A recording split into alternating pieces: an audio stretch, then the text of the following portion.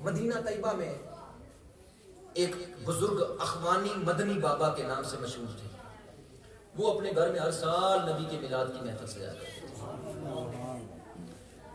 تو غزالی زمان راضی درام مولانا حامد سعید کاظمی انہوں نے السعید اپنے ماہانہ رسالے میں یہ بات لکھی ہے کہ وہ ہر سال اپنے نبی کی میلاد اپنے گھر میں منایا کرتے تھے.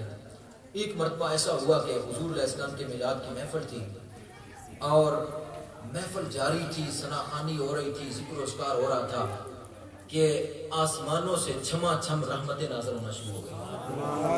اخوانی بابا اٹھ کر کھڑے ہو گئے اور فرمانے لگے کہ جناب آج ہماری یہ محفل، اس کو یہ شرف نصیب ہوا کہ یہ اللہ اور اللہ کے محبوب نے اس کو مقبول کر لیا ہے، تو لہٰذا جو آج ہم نے لنگر تقسیم کرنا ہے، کوئی شخص لنگر کھائے بغیر واپس نہ جائے، کیونکہ جو آج لنگر کھائے گا رات کو حضور کا دیدار ہوگا. سبحان اللہ. ابھی کوئی اگر کہہ دے کہ جی لنگر تقسیم ہوگا اور جو کھائے گا اس کو دیدار ہوگا، بتائیے ساری رات یہ بیٹھے رہیں گے؟ یہ نہیں جائیں گے، یہ لوگ اٹھ کر نہیں جائیں گے. یار ایک لنگر کھانے سے حضور کا دیدار نصیب ہو جائے تو کون ہے ایسا بدبخت اٹھ کے بھاگ جائے گا؟ تو بابا صاحب نے فرمایا، اخوانی مدنی بابا نے، کہ آج لنگر جو اختتام پر تقسیم کیا جائے گا، جو کھائے گا رات کو نبی کی زیارت ہوگی اور صبح کے وقت آ کر مسجد نبوی میں آ کر بیان بھی کرنا ہے کہ حضور کیسے ملے ہیں. سبحان اللہ. اور یہ بھی کہا کہ سب کو ہوگی. کیا کہا؟ جو لنگر کھائے گا سب کو ہوگی.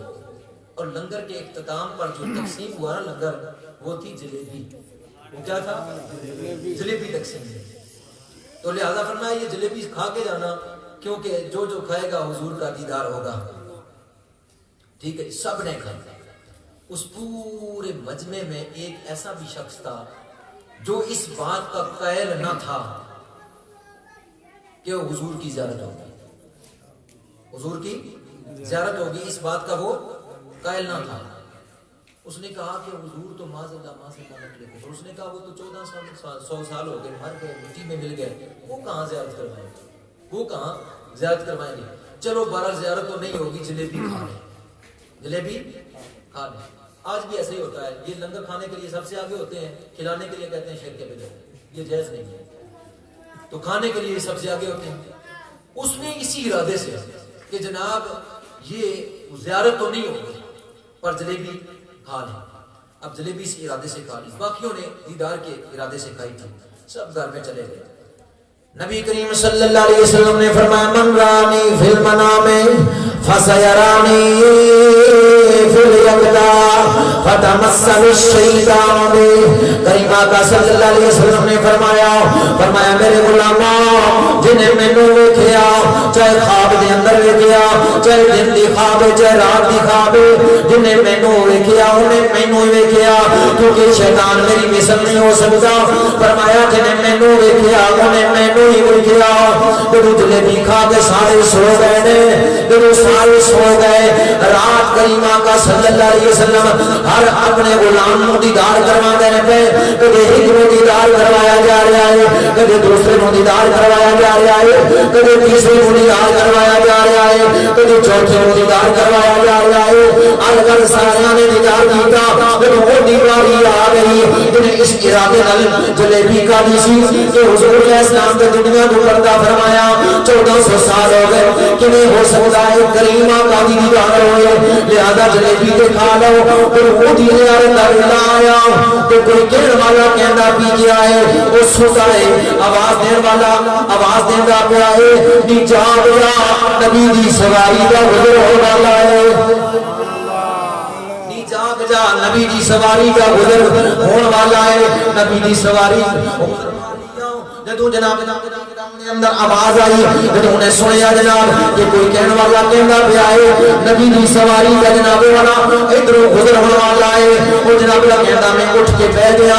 خواب کے اندر میں ویندا کیا ایک نورانی چہرہ، جناب کا نورانی چہرہ، دعا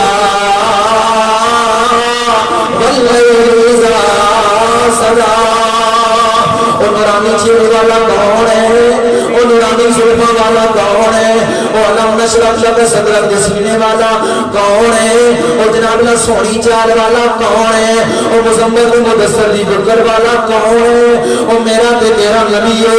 जनाब ला सवारी जाती पई है, कहने वाला कहता पिया है हुजूर दी सवारी ओ ले जा रही है, थोड़ी देर तो बाद वापस आवेगी, थोड़ी देर तो बाद वापस आवेगी, अपने गुलामां नूं अपना दीदार करवाएंगे। जदों जनाब वाला सवारी वापस आने वाली है, वो कहता है जदों जनाब वाला सवारी मेरे करीब आई, एक बंदा और मेरे वर्गा कहता क्यों बैठा है? मैं आका नबी दी सवारी ओ की तरफ आ रही है, मैं हुजूर दा दीदार करना चाहना। वो कहता जनाब वाला कमला हो गया है, हुजूर को दुनिया तो पर्दा कीतियां 1400 साल हो गए, हुजूर किवें आवणगे? उन्हें आख्या ना ना हुजूर दी सवारी गई, हुजूर आवणगे। अजी दोवें बहस करते ने पे, दोवां दी जनाब दा तकरार हुंदा पिया है।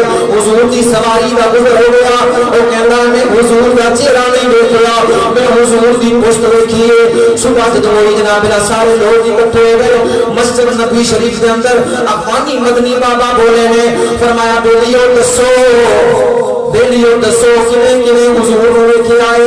एक ने आख्या मैं जी इंज वेखे ने, दूसरे ने कहा मैं हुजूर दा दीदार इंज कीता है, तीसरे ने कहा मैनू एवें जनाब दा शक्ल सूरत नजर आई है, चौथे ने कहा मैनू इंज हुजूर मिले ने। जदों ओदी वारी आई अखां चों आंसुआं दे धारे बोलदे पे ने, रोंदा है नाले जिस्म थमदा है। आपने पूछया बेलिया तू क्यों रोंदा है, क्यों जिस्म थमदा है? उन्हें आख्या जी की दसां, हुजूर ने अपना चेहरा नहीं अपना चेहरा नहीं दिखाया, हुजूर ने अपना चेहरा नहीं दिखाया। उन्हें आते हुजूर ने अपना चेहरा तेनू क्यों नहीं दिखाया? उन्हें आते जी मेरे दिल का इरादा है सी जदों तुसीं ऐलान कीता तेरा जड़ा जलेबी खावेगा, आमना दे लाल दा दीदार पावेगा, ते मैं आख्या जनाब दिल दे अंदर इरादा कीता हुजूर नूं ते 1400 साल हो गए, दुनिया तो पर्दा कीतियां हुजूर नहीं आवणगे। इस वास्ते मैं इरादा लेके ये सो गया वां, लिहाजा मैनू हुजूर ने अपना दीदार नहीं करवाया। जनाब ला पुश्त मुबारक दिखाई, अखवानी बाबा उठ के खड़े हो गए, फरमाया बेलिया तू बाहर दा भी अन्ना है ते अंदर दा भी अन्ना है, तू बाहर दा भी अन्ना है ते अंदर दा भी अन्ना है। अगर तेरे अंदर नूर होंदा, तेरे अंदर इश्क होंदा, तेरे अंदर मोहब्बत होंदी, तेरे अंदर नूर होंदा, तेरे अंदर हुजूर दे मोहब्बत और प्यार होंदा, हुजूर दे बारे च अकीदा ठीक होंदा, हुजूर दे बारे च अकीदा दुरुस्त होंदा, हुजूर दे बारे च अकीदा ठीक होंदा, हुजूर अपना जलवा तेनू विखा देंगे।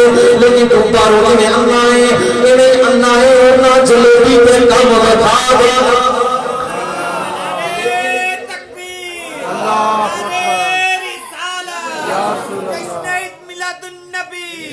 जलेबी लेके अपना कम वफा देता है, ना तेरे जनाब तेरे दिल की कमियत को नहीं देख सकिया, वरना रसूलुल्लाह सल्लल्लाहु अलैहि वसल्लम ने अपना चेहरा अपना मुखड़ा दिखाना सी, लेकिन तेरा अंदर जनाब वाला के गलासत न भरिया सी, तेरा अंदर गुजरिया सी, तेरे अंदर नूर कोई नहीं सी, इश्क मोहब्बत कोई नहीं सी, इश्क मोहब्बत को खाली सी। अगर तेरा दीदार ठीक होगा करीम आका दा दीदार भी हो जाता। उस तो बाद एक बंदा हो उठिया, ओदे हाथ में ओदे हाथ में चीज जनाब रुमाल दे अंदर लगी है, जनाब रुमाल बड़ा आला नजर आ रहा है, बड़ा कीमती ते खुशबूदार आ रहे। ओ खड़ा होकर कहंदा अखवानी बाबा जी मैनू हुजूर मिले ने ते हुजूर ने फरमाया है ए तोहफा ले लो। अखवानी बाबा रसूलुल्लाह को अपनी बज़म में तशरीफ लाते हैं, मगर दिल के हमलों को नजर आया नहीं करते। फरमाया ए तोहफा ले लो। हुजूर ने फरमाया तोहफा ले लो, तोहफा ले लो, अखवानी मदनी बाबा को दे देना। ठीक है जनाब, मैं सुबह उठे हूं लेकिन ये जनाब ने तोहफा अपनी चारपाई ते पाया, मैं खोलिया नहीं, हुजूर ने तो हमें दिता है, तुसी आप ही खोल लो। हजरत अखवानी बाबा जनाब लाओ सारी मजलिस कसीरा के अंदर जदों रुमाल खोलिया, जो खोलते ने अंदरों खुशबुआ के उल्ले पे आते ने, जदों खोलिया के अंदर वेखिया कि इन्हां रात नूं जलेबी तकसीम की है, सरकार ने बदले विच खजूरां दा फरमाइयां ने, सरकार ने बदले گئیاں نے پتا چلیا حضور اپنے میلاد کرن والیاں نو دیدار بھی کروانے نے اور دیدار بھی کروا کے تے تحفے قبول فرما کے تحفے عطا بھی فرما سبحان اللہ تحفے عطا بھی فرما دے حضور علیہ الصلوۃ والسلام اپنے غلاماں تے کرم فرما دے رب کعبہ دی عزت کی قسم ہے کہ حضور علیہ السلام دا میلاد کوئی معمولی نہیں حضور دا صرف میلاد منان وچ اللہ تعالی جنت عطا فرما دے یہ تجیہ کیویں ہو سکتا ہے کہ جناب صرف میلاد دی محفل سجان میں جنت میں جائے کوئی دلیل میں نے کہا ہاں بڑی مشہور و معروف حدیث جامع صحیح بخاری کے اندر جامع صحیح مسلم کے اندر سنن ابن ماجہ کے اندر یہ حدیث موجود ہے کہ حضور علیہ السلام نے فرمایا اے میرے صحابہ بنی اسرائیل کا ایک شخص اس نے میرے آدمی قتل کیے تھے اور جب اس نے ایک شخص سے پوچھا کہ میری بخشش ہے اس نے کہا نہیں اس نے کہا تو بھی جا اس نے 100 قتل کر دیے اور 100 قتل کرنے کے بعد کسی سے پوچھا کہ میری بخشش ہے اس نے کہا ہاں جاؤ اللہ والے ہیں ان کے پاس چلے جاؤ وہ تمہارے لیے دعا کرے تو اللہ تیری بخشش کا کوئی سبب پیدا کر دے گا یہ بخاری مسلم ابن ماجہ نسائی میں یہ حدیث ہے حضور فرماتے ہیں کہ اس نے 2 قدم اٹھائے اس نے 2 قدم محفل اولیاء کی طرف 2 قدم اٹھائے ابھی 2 قدم اٹھائے تھے کہ اس کی روح کفر انسی میں پرواز کر گئی فرشتے آ گئے انہوں نے کہا یہ جہنمی ہے یہ جہنمی ہے اس نے 100 قدم کیے اور باقی آئے فرشتے انہوں نے کہا یہ جنتی ہے کیونکہ یہ اللہ والوں کی محفل کی طرف جا رہا تھا اللہ والوں کی محفل کی طرف جا رہا تھا وہ بندہ کون تھا اسرائیلی بندہ کون تھا اسرائیلی بنی اسرائیل سے تھا بنی اسرائیل سے تھا وہ بنی اسرائیل سے ہے اس نے 200 بندہ قتل کی 100 بندہ قتل کیا ہم محمدی ہیں محمدی ہیں 100 بندہ بھی قتل نہیں کیا 100 بندہ بھی قتل نہیں کیا اور وہ محفل کی اولیاء کی یہ محفل امام الانبیاء سبحان اللہ وہ اسرائیلی ہے 100 بندہ قتل کیا ہے وہ محفل اولیاء کی طرف اس کے 2 قدم اٹھے اور یہ محمدی ہے محفل امام الانبیاء کی ہے 100 بندے کا قاتل بھی نہیں ہے اللہ نے فرمایا تم کیوں جھگڑا کر رہے ہو زمین کو ماپ لو فیصلہ ہو جائے گا جب زمین ماپی تو اولیاء کے بزم کی طرف کم نکلی فرشتوں نے اٹھایا جنت میں نے کہا 200 بندوں کا قاتل محفل اولیاء میں جائے 100 بندے کا قاتل محفل اولیاء میں جائے ابھی پہنچے نہ جنت مل جائے یہ محفل امام الانبیاء میں آئے تو یہ جنتی سبحان اللہ یہ جنتی وہ بنی اسرائیل کا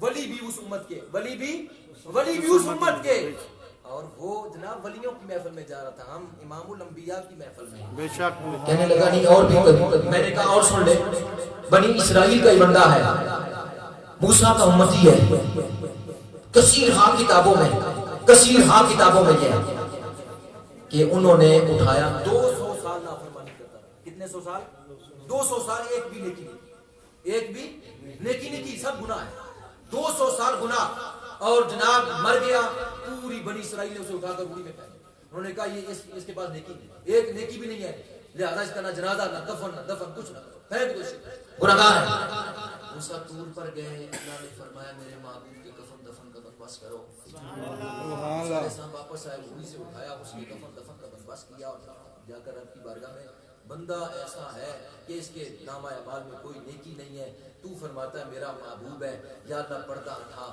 اس راز کی بات کو عیاں کر کہ یہ کیسا ہے اللہ نے فرمایا تیری تو رہت کھولی میرے نبی کا محمد کا نام پایا اس نے چوما آنکھوں پر لگایا ہم نے 200 سال کے گناہ معاف کر دیے 200 سال گناہ کرنے والا اگر اس نے محمد کو چھوڑے تو جنت مل سکتی ہے ہم نے محمد کا کلمہ پڑھا ہوا ہے محمد کی محفل سجائے تو جنت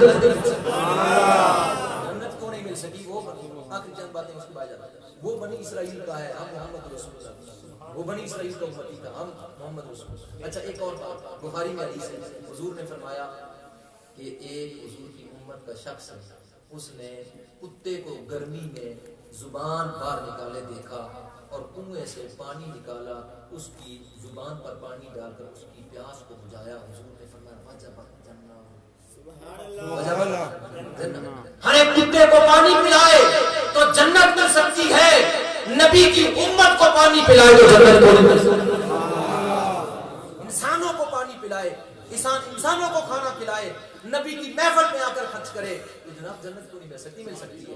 حضور حضرت ابوبکر صدیق فرماتے ہیں، نعمت الکبریٰ میں یہ بات ہے، امام ابن حجر نے اس کو روایت کیا، من انفق درہما علی قراءۃ مولد نبی صلی اللہ علیہ وسلم کان رفیقی فی الجنہ۔ ابو بکر فرماتے ہیں جو میرے نبی کے میلاد پر ایک درہم خرچ کرے، کان رفیقی فی الجنہ، وہ جنت میں میرا ساتھی ہوگا۔